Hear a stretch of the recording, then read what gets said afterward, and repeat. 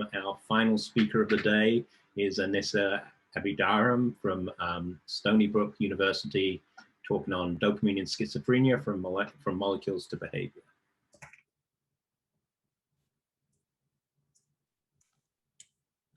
Hello, do you see me? And do you see my slides? See your slides at the moment. Okay. Good. I guess we're good to go? Yep, that's good. Okay, well, thank you. And I thank the people who stayed after a long day of great talks.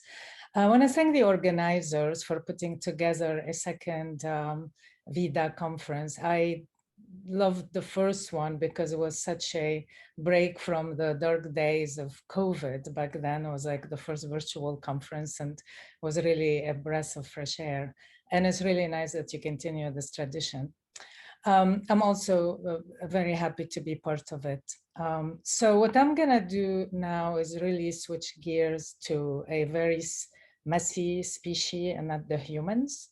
And I'm gonna be talking about schizophrenia, particularly combining positron emission tomography studies to look at the molecular targets of relevance, and here in particular dopamine, and functional studies to try to relate the molecular findings to their functional significance. So why dopamine and schizophrenia?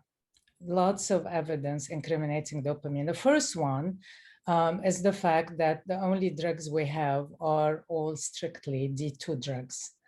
We hope that there will be other drugs in the future, but for right now, the only thing we can do for patients is to give them a drug that modulates the D2 receptor. So directly incriminating some dysregulation of dopamine. Second, the fact that a lot of the brain regions that are abnormal in schizophrenia are heavily modulated by dopamine. And also the fact that dopamine is modulating some of the functional systems that are altered in schizophrenia.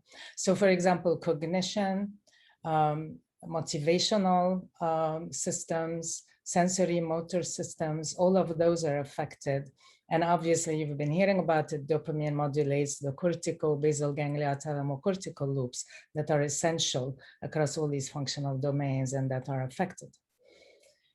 So what I'm gonna do is give you a little bit of an overview of studies that have been going on for a while. And I apologize, there's little new data here because of the past year and the hold on human studies. So I will summarize the dopamine information we have now in the striatum, then in the cortex, some new directions, the cholinergic system, neuromelanin, MRI imaging, and a summary. So for the striatum, the good thing about dopamine is that there are lots of PET probes to be able to examine some of the relevant targets. So for example, F18 labeled F-DOPA, when it's injected, it can go through the system as if it was DOPA. So you have F18 dopamine accumulating in vesicles and the presynaptic dopamine terminals. So you have a signal that is an index of the level of dopamine synthesis. However, obviously, this accumulation is going to be also affected by the activity of VMAT and by metabolism and cytoplasm. So, but the simple way of referring to it kind of ignores these as their effects. We also have probes for the VMAT2 and then the dopamine transporter, obviously D2 receptors, D1 receptors, and we can also image dopamine levels. And the way we did that is the following. We can obtain D2 scans at baseline where we have a certain level of binding between the radiotracer and the D2 receptor.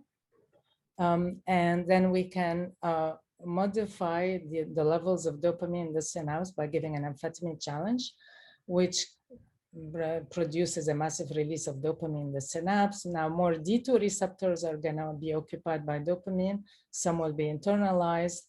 So there will be fewer D2 receptors for the radiotracer to bind to, and this decrease in binding of the radiotracer compared to the first scan as an index of the magnitude of dopamine storage capacity in that presynaptic nerve terminal. We can also deplete dopamine, create a synapse-free dopamine. So now all the D2 receptors are available to bind to the radiotracer. We do that by giving alpha-methylparatyrosine, which is an inhibitor of tyrosine hydroxylase, for 48 hours. So when we compare now the third scan to the first scan, we can infer the number of D2 receptors that were occupied by dopamine that got unmasked by removal of dopamine. And this is basically an in vivo measure of D2 occupancy by dopamine, which is related to synaptic levels of dopamine. So what has been found is that with F-DOPA studies, many labs have found that F-DOPA is increased in patients with schizophrenia, so an increased amount of dopamine synthesis. It's even increased before patients become schizophrenic in the prodrome, and it can indicate who is going to transition to become schizophrenic. So very early dysregulation and the disease course. Dopamine release measured with amphetamine or the depletion paradigm, both are increased. We actually did a study where patients got both of these. And what we found is that the higher the storage capacity, also the higher the intrasynaptic dopamine levels in patients. These were not correlated in controls. D2 receptor levels are increased only in patients who have received medications before antipsychotics, not in the drug-naive patients. D1 in the striatum, that, and VMAT2 are normal. So the excess dopamine in the striatum is mostly relevant to psychosis and the response of psychosis to antipsychotics. So we find here the higher the displacement of the radiotracer, meaning the higher the dopamine release after amphetamine, the more patient became psychotic, at least transiently after the amphetamine injection. But now patients who have high dopamine levels, as revealed here by the unmasking with the depletion paradigm, were the most responsive in terms of their psychotic symptoms to treatment. So if they have high dopamine, they'll respond well to a D2 drug, which is pretty much expected. This was replicated indirectly by a different paradigm with the study from Oliver House's lab showing that with F-DOPA, it was only the treatment responder patients that had F-DOPA increase, and the treatment non-responsive had normal F-DOPA. So pretty much showing, as we showed, normal levels of dopamine occupancy of the D2 receptors translated to very little change in psychotic symptoms.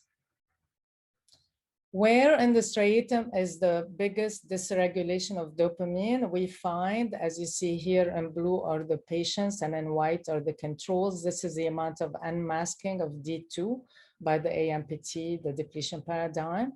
The biggest increase or the highest occupancy of D2 is in the precommissural caudate, part of the associative striatum. Now, other regions also had higher levels, but this was the most striking, which was kind of an unexpected finding. Also has been replicated also using F-DOPA. So now we were interested to know, how does one go from excess dopamine in the striatum to psychosis, in particular to hearing a voice? And for that, we had to combine modalities. So we had in the same subjects and patients to obtain a PET study to image dopamine and an fMRI study during an auditory task. And this part was led by Guillermo Herga back in my lab at Columbia. So this allowed us to measure in the same subjects the striatal dopamine and this measure of uncertainty adjustment, which is basically a measure of the strength of the prior.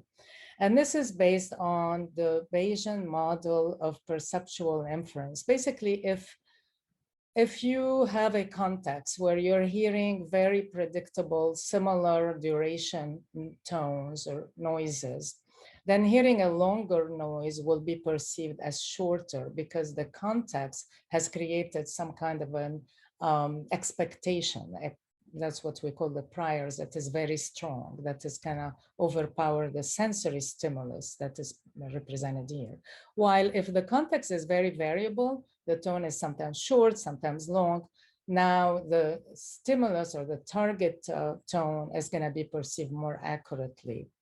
This is what we call the uncertainty adjustment. And this figure is actually from the commentary on our paper, which I thought was very elegant. So I used it here. So again, if the prior is very strong, it's gonna influence the perception of the sensory input to bias it towards the prior. If the prior is weak, the sensory input is gonna be registered, or our perception of it, our experience of it is gonna be more accurate. And so what we found in the study is the following. First, the uncertainty adjustment was weak in general in patients with schizophrenia, but the weaker it was, the higher was the level of auditory hallucinations experienced by the subjects. In addition, the weaker the uncertainty adjustment was, the higher was the dopamine release, both in the associative striatum and in the striatum as a whole. So this was the first evidence of a link between, direct link between dopamine and the striatum affecting the effect of the priors. And basically more dopamine meant stronger priors, which had a bigger impact on biasing perception and producing hallucinations. Now, how does that really work? How is this communication between dopamine and the striatum, and where, you know, the associative auditory cortex, where sensory input is processed and made sense of? Obviously, that circuit in between these regions is of relevance. And one thing we know is that connectivity in patients with schizophrenia between the striatum and the rest of the brain is pretty much affected. This is from another study we conducted. Again, where patients did PET imaging, but also had a resting state functional fMRI study to look at the connectivity of the striatal subdivisions. And what we find is that in controls, the anterior caudate, this precommissural caudate, where the biggest excess in dopamine is present, is the region of the striatal subdivision that is the most highly connected to the rest of the brain, particular to the cortex. And the supremacy of the anterior caudate is lost in patients with schizophrenia. And the more abnormal the pattern of connectivity they have, the more psychotic they are. So this is, you know, something that we need to follow up on to understand better the circuitry that links dopamine to produce psychosis, but this is already a beginning. So just to summarize this part, so far I've shown you that in the projection to the midsection of the striatum, there is excess dopamine release that translates to more psychosis and better treatment response of psychosis. Weaker and altered connectivity to the cortex, and more perceptual bias, more hallucinations. And these are all publications down here if people are interested. So moving on to the cortex, obviously dopamine in the cortex in schizophrenia is very important because we know of the cognitive deficits that these patients have and the role of dopamine and cognition in the cortex. In order to examine dopamine in the cortex, we had to go to a different radiotracer, FLB457, which because of its high affinity for D2 can allow us to visualize the D2 receptors outside of the striatum. You see the striatum here, but you can't quantify the signal because it is so high, we don't reach equilibrium within the time frame of the experiment, so it's not really quantifiable. We also obtained fMRI study in the same subject during working memory performance, in particular the self-ordered working memory performance, which has 8 conditions, and that was led by Jared Van Snellenberg. What we found is, as expected, this is in the DLPFC. In patients with schizophrenia, on average, there was no displacement after amphetamine. Basically, on average, no dopamine release in the cortex. Of course, a lot of variability. Controls presented what we expect from the validation of this tracer, about 10% displacement after amphetamine. So a significant deficit in the DLPFC. And we also found that the amounts of displacement of the radiotracer and the DLPFC, so basically dopamine release and the DLPFC, correlated to the activation during working memory performance. And both groups similarly. So it seems to be important to performance of working memory, although the relationship between actual working memory performance and dopamine release is a little bit more difficult to capture. And the only obvious relationship we were able to detect was with the NBAC and not with other working memory tasks. And a small subgroup that did an NBAC task outside of the scanner actually, and we related that to their dopamine release. We found a striking relationship for the small sample. So it's obviously there, but it's not very easy to show, and there is probably too many confounds and variables that are at play. So now with FLB, we can measure dopamine release, not just in the DLPFC, which is what I've shown you and what we were interested in, but also everywhere else outside of the striatum. So other cortical regions, insula, amygdala, the midbrain, the thalamus. And what was striking is that this pattern of deficit in the DLPFC was generalized across the whole brain. And this is striking because we actually had not been aware of a hypodopaminergic brain, and schizophrenia was mostly about a deficit in the cortex that we're trying to assess.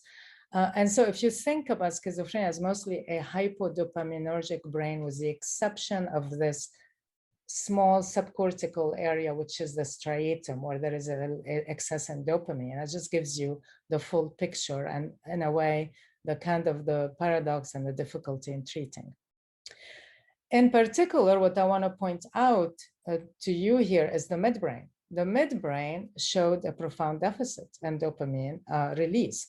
I mean, you'd expect in the midbrain to pick up some of the somatodendritic release that is happening at the level of the dopamine cells. And the fact that there was a deficit made us wonder, where is the excess dopamine in the striatum coming from? I have shown you that data earlier, and now I've shown you that it's deficient actually everywhere in the cortex, also in the midbrain. Now, obviously, there could be a tiny pathway, some dopaminergic projection that is overactive and is resulting in increased dopamine in this region. But another possibility that we considered was the fact that there may be factors within the striatum that are affecting terminal dopamine release that are independent of midbrain dopamine activity or dopamine levels. And obviously, as you've been listening to during the last two talks, the cholinergic system was one of our suspects because of the clear interactions between acetylcholine and dopamine and the striatum, in particular, the prominence of cholinergic interneurons that regulate the release of dopamine from dopamine terminals. So we set out to examine this.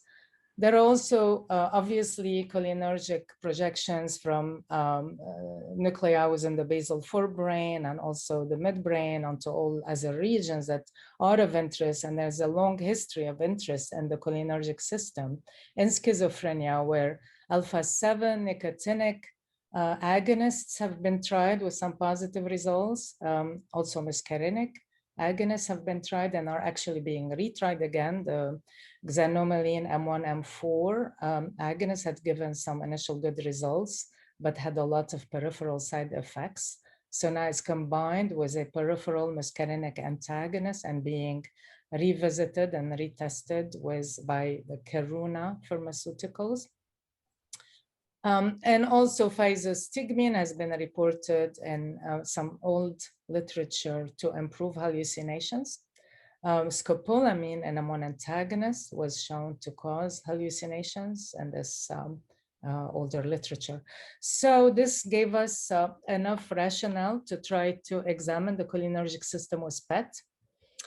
So you have now there are multiple probes to choose from, and the one we actually decided upon was the vesicular cholinergic transporter, mostly because it was under development at Stony Brook, where we are, and second, because it's been shown by the Prado group to determine, so the density of the vesicular cholinergic transporter determines acetylcholine storage capacity in rodents. So this seemed to be an ideal probe to examine the integrity of the cholinergic system in the striatum and schizophrenia, and whether it has any pattern that could suggest a link to the dopamine dysregulation. This is what the scans look like. Obviously, a lot of uptake in the striatum. And now I'm going to show you data in a small sample of 11 controls and 12 patients. Here now are the controls, the volume of distribution across the striatal subdivisions. It's like that same pattern where it goes from low to high, from ventral to sensory motor, as we see with synaptic dopamine, also with other dopaminergic parameters. Outside of the striatum, the levels are much lower. This is the substantia innominata, but all the other cortical regions. Now in blue are the patients.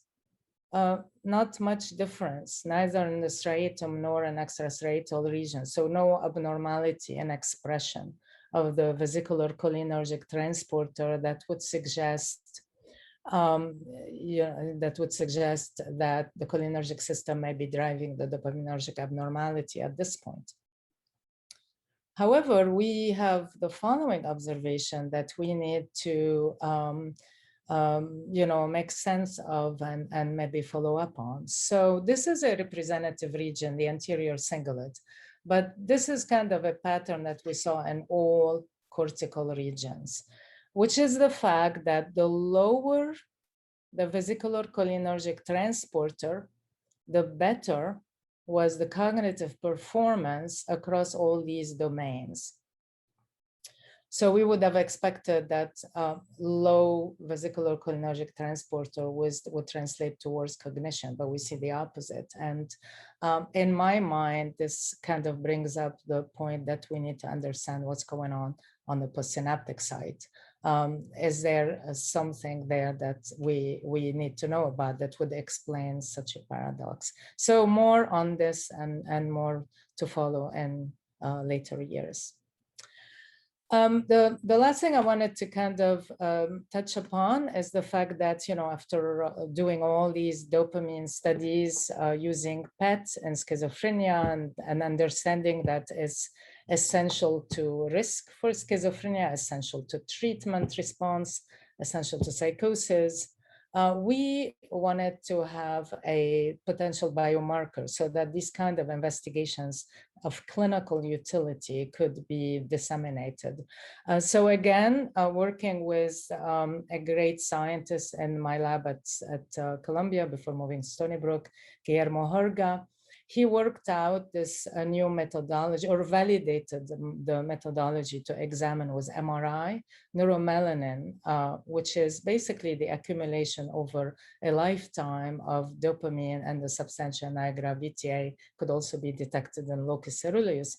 And combining his validation studies with PET studies of dopamine release in the striatum, we were able to actually validate this as a measure that is correlated with the gold standard of dopamine release. So this is in the same subjects, the neuromelanin contrast to noise ratio intensity and the voxels and the substantia nigra versus the measure of dopamine release and the striatum with raclopride, and find this correlation.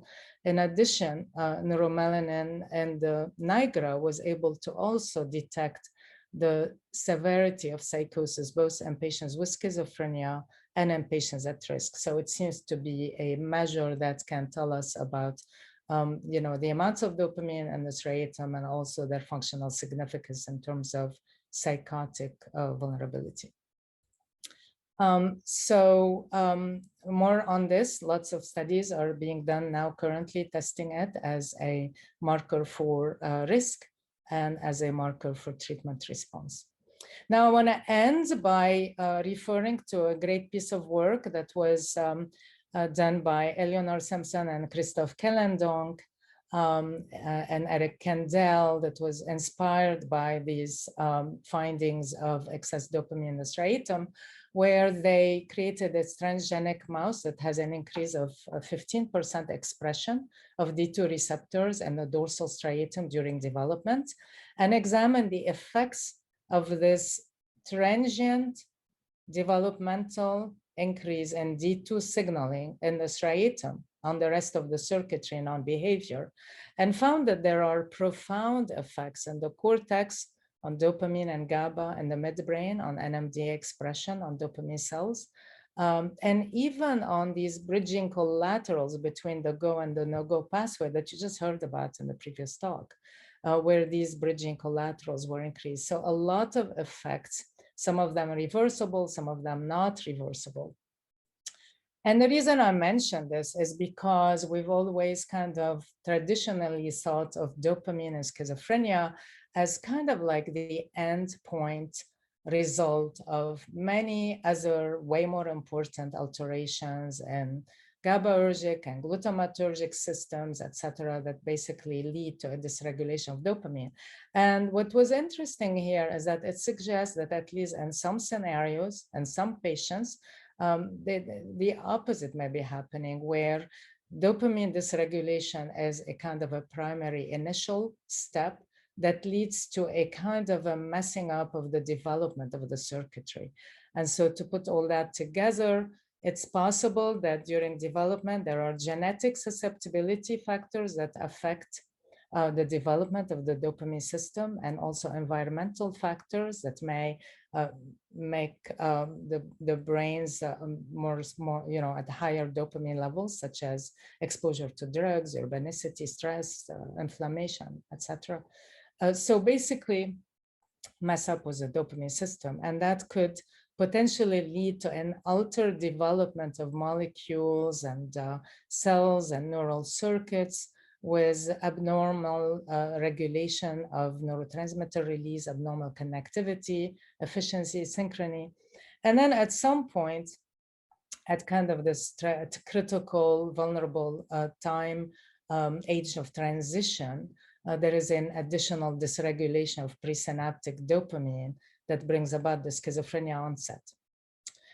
Things don't stop there. I think that with time, D2 blockers and even drugs of abuse, there are additional kind of negative plasticity events within that system that produces D2 sensitization, increases in D2 numbers, drug resistance, and breakthrough psychosis and tardive dyskinesia.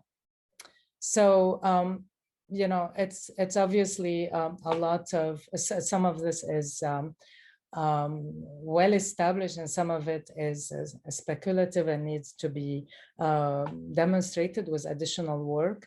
Understanding the cellular mechanism of the dopamine dysregulation and its the pathway from dopamine to the symptoms is still a lot of work to be done. So I want to end by thanking a large group of people who've contributed to these studies: Mark Slifstein, Roberto Gill to the PET imaging, Guillermo Harga to the perceptual inference studies, Jared to the cognition, working memory studies, and Cliff neuromelanin. Jody Weinstein did the cholinergic studies and is contributing to neuromelanin. And finally, I want to thank my funding agencies and mostly the patients and families who have helped us with these studies. Without them, we really we cannot do much. So thank you for your attention. Thank you, Anissa. We have just a couple of minutes for questions. Tammy? Yep, there's 2 questions, I guess. And then just a reminder that any questions that are unanswered are on Slack. So please go to session 4 if you'd like to know more about it.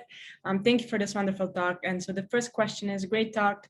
Do you know of any evidence in psychosis for your finding of greater weight on prior beliefs for perception? The Cassidy study, generalizing the greater weight on prior beliefs for action about the controllability of action outcomes. I'm not aware of that, and I don't think we looked at that. All right, and the next question is wonderful talk. Dopamine and norepinephrine have been speculated to interact in the cortex, both through crosstalk with the receptors and transporters. Can you speculate on what role the norepinephrine system might play in schizophrenia? Well, I mean, obviously it's going to be playing a role in the cortex because it's through the net that dopamine is reuptaken in the cortex. So it's going to contribute to the dopamine abnormality and the decrease in dopamine levels. So it's worth studying. We know, the question was about the cortex and norepinephrine. Yes, and sort of their crosstalk between dopamine and norepinephrine. Yeah, I would think that is most relevant to the dopamine deficits in the cortex and the cognitive deficits. And the last one is sort of comment / question. The comment is, so it's a Bayes logic. It's very interesting. Well, thank you for this comment. I agree. Thank you very much. So thanks to all the speakers in this great session. As